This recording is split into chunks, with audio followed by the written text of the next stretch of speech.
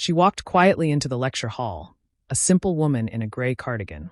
When the elite professor forced her to solve an impossible equation, everyone exchanged smirks. They were about to witness mathematics history and the most satisfying comeuppance this university had ever seen. The lecture hall at Texas State University buzzed with anticipation as Professor Richard Harrington made his way to the podium. His reputation preceded him: distinguished mathematician, department head, and notorious for his disdain toward anyone he deemed intellectually inferior. Sarah Mitchell slipped into the back row, smoothing her simple gray cardigan over her white blouse. At 37, she stood out among the graduate students, but she wasn't there to blend in. She was there to learn. Today's symposium will address Riemann's hypothesis and its implications for quantum computing, Harrington announced, his voice commanding immediate silence. His silver beard and tailored blue suit projected authority as his eyes scanned the room, landing briefly on Sarah. His mouth twitched with subtle disapproval. She'd seen that look before, the quick assessment, the dismissal. It was the same look she'd received when she'd applied for the university's maintenance staff position 3 years ago. The symposium began with presentations from doctoral candidates. Sarah took meticulous notes, her eyes lighting up during discussions of mathematical theories. When the floor opened for questions, her hand remained down. Experience had taught her that people like her weren't expected to speak in rooms like this. During the break, Sarah overheard 2 students whispering. "Who's the cleaning lady taking notes?" one snickered.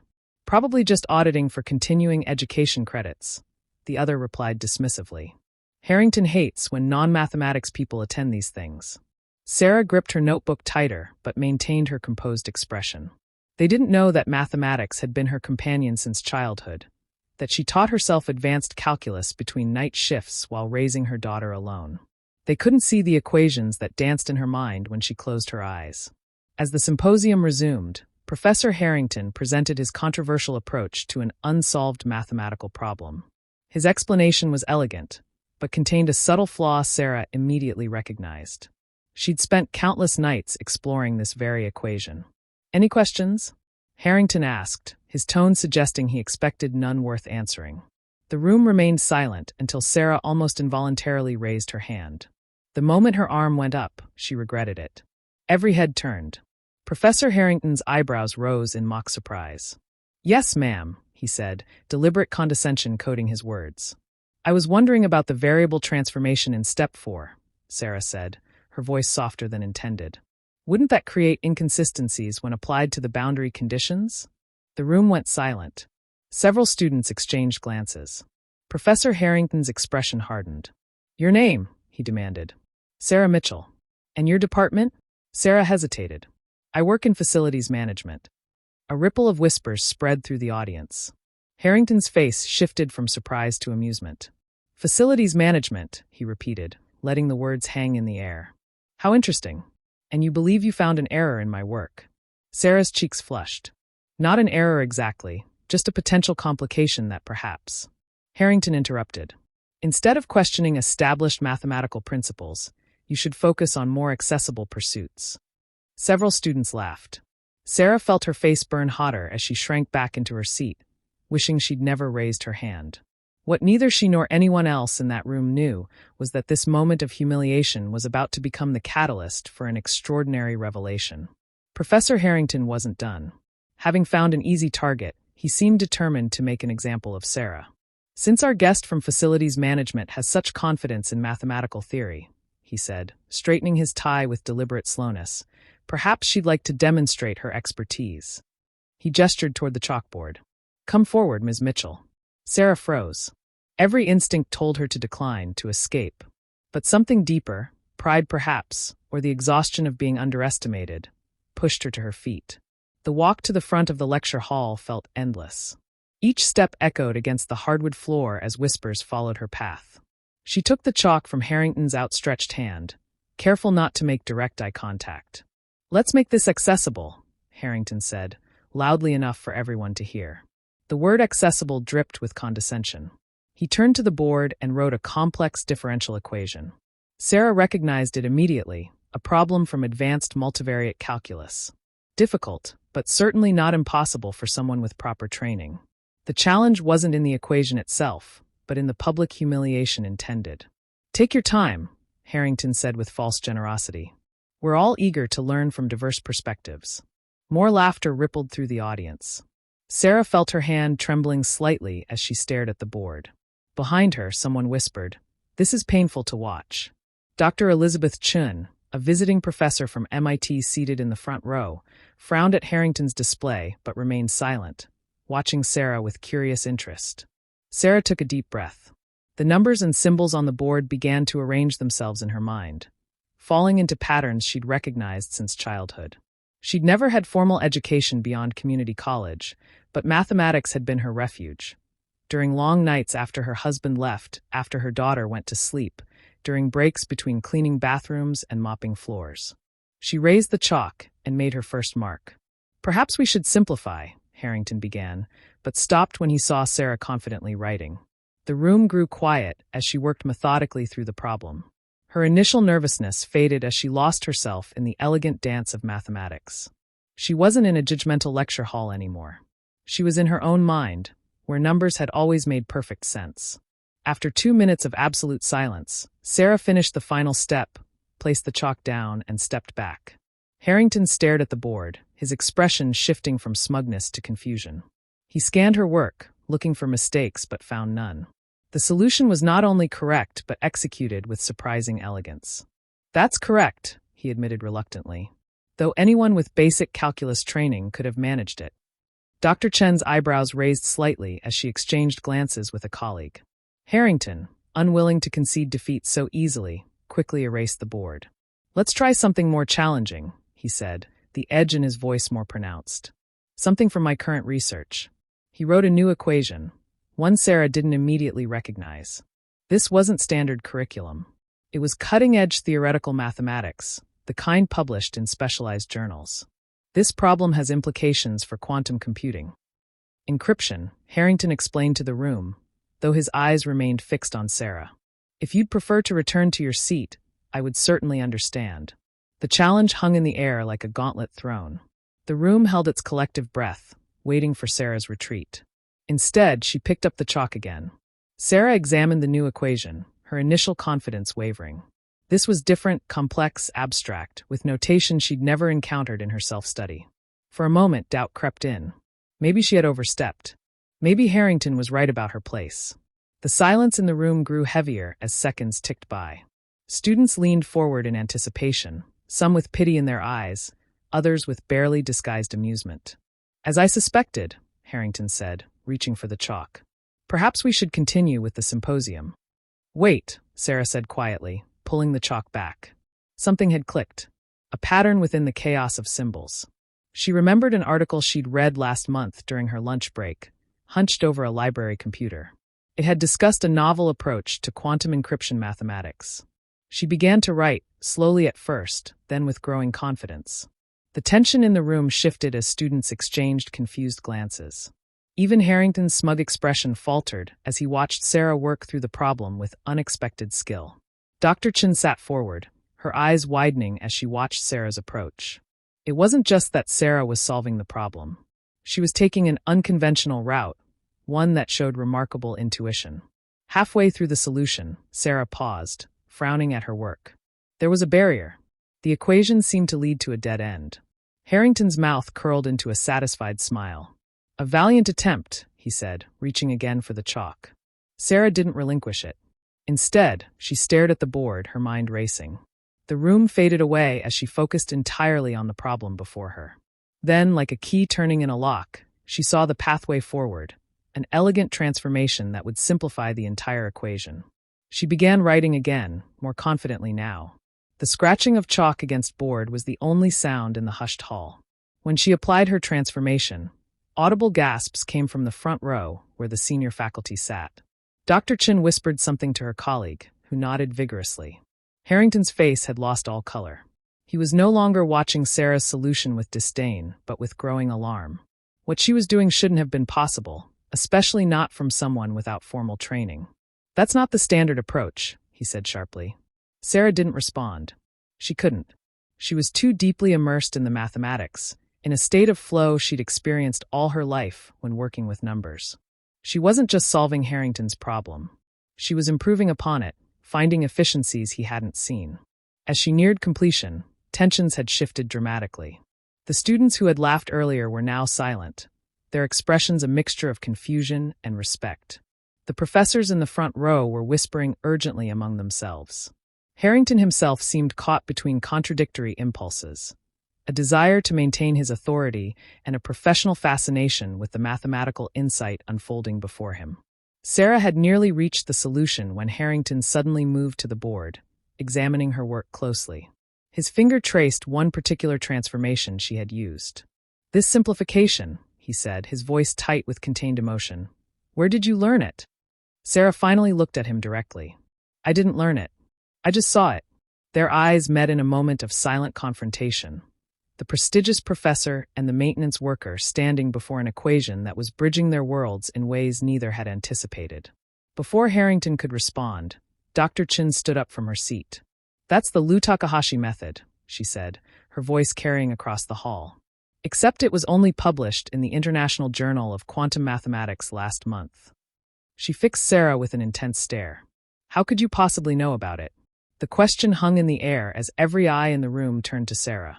Sarah stared at the chalk in her hand, suddenly aware of the crossroads before her. For years, she had hidden her ability, convinced that no one would believe a single mother working maintenance could understand advanced mathematics. She'd been comfortable in the shadows, learning quietly, keeping her passion private.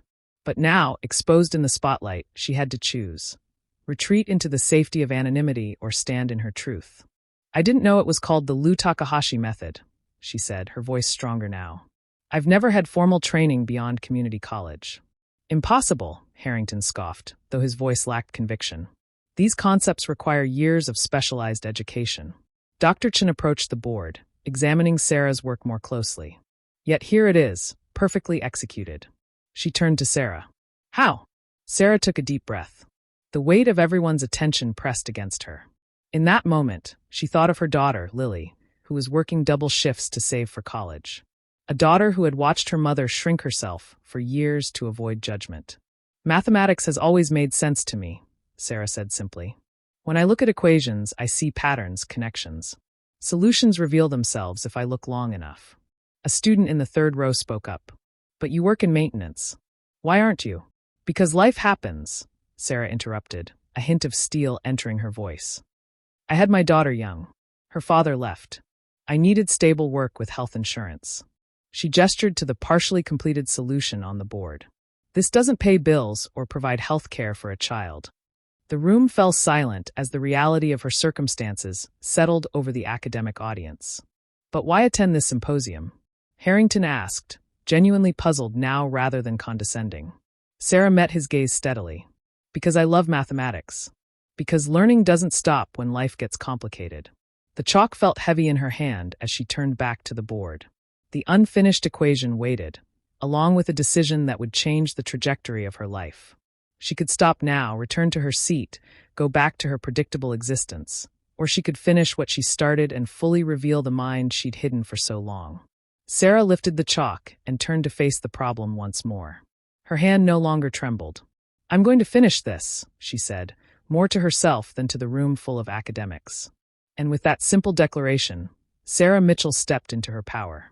Ready to show these elite mathematical minds exactly what a simple woman from facilities management could do, Sarah turned back to the board, chalk poised. The room fell completely silent, a hush so profound that the scratch of chalk against blackboard echoed like thunder. Her mind cleared as she re-entered the world of pure mathematics, where social hierarchies and academic credentials meant nothing against the absolute democracy of correct answers. She worked through the remainder of the problem with fluid grace, her hand moving confidently across the board. When faced with a particularly thorny section, she paused, tilted her head slightly, then took an unexpected approach, creating a substitution that simplified the entire equation. Dr. Chin gasped audibly. "She's using dimensional analysis to collapse the quantum variance," she whispered to her colleague. "I've never seen anyone approach it that way." Harrington stood rigid, his expression unreadable, as Sarah's solution unfolded. It wasn't just correct. It was innovative, elegant, the kind of mathematical thinking that went beyond mere calculation. When Sarah placed the final value in a neat box and stepped back, no one spoke. The solution glowed on the blackboard like a revelation. It wasn't just that she had solved Harrington's challenge. She had improved upon it, found efficiencies that hadn't been published in any journal. Dr. Chen was the first to break the silence. "That's remarkable," she said, approaching the board. "You've collapsed 3 steps into one with this transformation." She turned to the room. "This isn't just correct, it's brilliant." A murmur spread through the audience. Students who had snickered earlier now looked at Sarah with undisguised awe. Several professors had pulled out their phones, discreetly photographing her work. Harrington cleared his throat.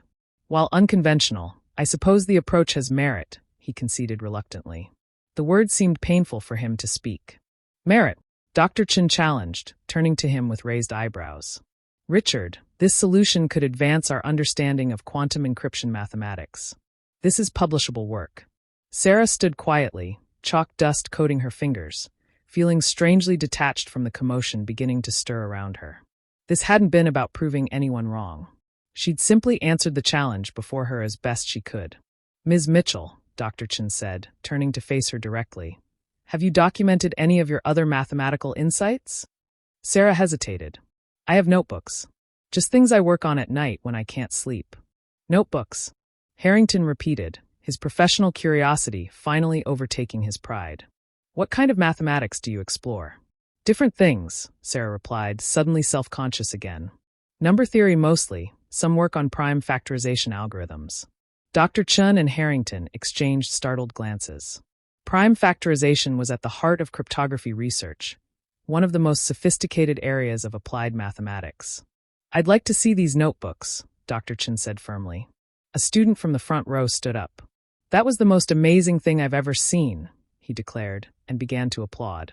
Others joined in, the sound building until it filled the lecture hall. Sarah felt her cheeks flush, with embarrassment rather than shame this time. The applause wasn't something she had sought or expected. As the applause continued, she caught the eye of a young woman in the back row, a student who had been watching intently throughout the entire demonstration. The young woman nodded at her with profound respect, as if witnessing something life-changing. In that moment, Sarah realized her actions hadn't just been about mathematics. She had become visible, truly visible, perhaps for the first time in her adult life. Her knowledge, her mind, her potential had stepped out of the shadows into the light. The applause eventually subsided, but something had fundamentally changed in that lecture hall. Not just for Sarah, but for everyone who had witnessed her transformation from invisible to extraordinary. The symposium had officially disbanded an hour ago, but the lecture hall remained crowded. Sarah found herself surrounded by professors and graduate students, all asking questions about her mathematical insights. Dr. Chen hadn't left her side, almost protective in her presence. "Your intuitive grasp of multidimensional analysis is extraordinary," a quantum computing professor told her. "Have you ever considered formal study?" Sarah gave a sad smile. "Consider it? Yes. Afford it? No." Across the room, Professor Harrington was engaged in intense conversation with the department dean. His gestures were animated, occasionally pointing in Sarah's direction. His earlier condescension had morphed into something more complex, a reluctant professional respect, tinged with defensiveness. Dr. Chen touched Sarah's arm gently. "We should talk about your future," she said quietly. "MIT has fellowship programs designed for exceptional cases like yours." Sarah looked at her, startled. "MIT? Me? Talent like yours doesn't come along often," Dr. Chen replied. "It would be mathematical malpractice to let it go unnurtured." The crowd around Sarah parted as Professor Harrington approached. His silver beard seemed to quiver slightly with suppressed emotion. "Mitchell," he said formally, "the department would like to review your notebooks if you're willing. There might be opportunities to discuss." His words were measured, careful. It wasn't quite an apology, but from a man like Harrington, it was the closest thing to one. Sarah nodded. "I'll bring them tomorrow." "I'll be reviewing them personally," Dr. Chen interjected, with a pointed look at Harrington that made his mouth tighten. As the crowd gradually dispersed, Sarah gathered her belongings. Her phone showed 5 missed calls from the babysitter. Real life was calling, a stark reminder of the practical considerations that had always constrained her mathematical pursuits. Walking toward the exit, she was stopped by a young female student. "Miss Mitchell," the student said hesitantly, "I'm studying engineering, and I just wanted to say thank you." "For what?" Sarah asked. for showing that where you start doesn't determine what you know. The student's eyes were bright with emotion. I'm a first-generation college student from a rural town. People make assumptions about me too. Sarah felt something warm unfold in her chest. She hadn't considered how her moment might affect others. Outside the building, the evening air felt different somehow, charged with possibility. Sarah took a deep breath, thinking about the notebooks waiting at home, filled with years of solitary mathematical exploration. Tomorrow, those private thoughts would be examined by some of the country's top mathematical minds. It was terrifying. It was exhilarating. For the first time in years, Sarah Mitchell allowed herself to imagine a different future. One where her mind, not her uniform, defined her. 6 months later, Sarah Mitchell stood in front of a different classroom. This one smaller, with eager undergraduate faces watching her explain a complex theorem. The sleeves of her gray cardigan were pushed up as she rode across the whiteboard. No longer hesitant or apologetic about claiming space, her life had transformed with breathtaking speed. After that symposium, Dr. Chen had arranged an emergency fellowship, recognizing that talent like Sarah's couldn't wait for traditional academic timelines. 2 of her theoretical approaches had already been published, with her name listed as the primary author. Professor Harrington had come around too, though it had taken time in several departmental meetings where he'd been outvoted. Now he grudgingly acknowledged her insights, especially after her work on quantum encryption had attracted attention from research institutions across the country. The biggest change, though, was internal. Sarah no longer hid her intelligence or passion. She spoke with authority about her work, knowing her value didn't derive from credentials, but from the power of her mind. Her daughter Lily had transferred to the university on a full scholarship, inspired by her mother's example to pursue her own dreams without apology. As Sarah finished her explanation, a student raised her hand. A young woman with uncertainty in her eyes, but determination in her question. Sarah called on her immediately, remembering what it felt like to be unseen. Never be afraid to raise your hand, she told her students. The question you're afraid to ask might change everything. Not just for you, but for everyone in the room. If Sarah's journey from overlooked to extraordinary touched your heart, remember that genius exists in unexpected places, often hidden by circumstances, not lack of ability. Who might you be underestimating in your own life? We'd love to hear your stories of hidden talents discovered. Where are you watching from today? Share in the comments below. If you enjoyed this story of recognition and transformation, please subscribe for more glimpses of extraordinary moments that change lives forever. Sometimes the greatest minds aren't found in lecture halls, but cleaning them. Like and subscribe. Perfect Stories channel.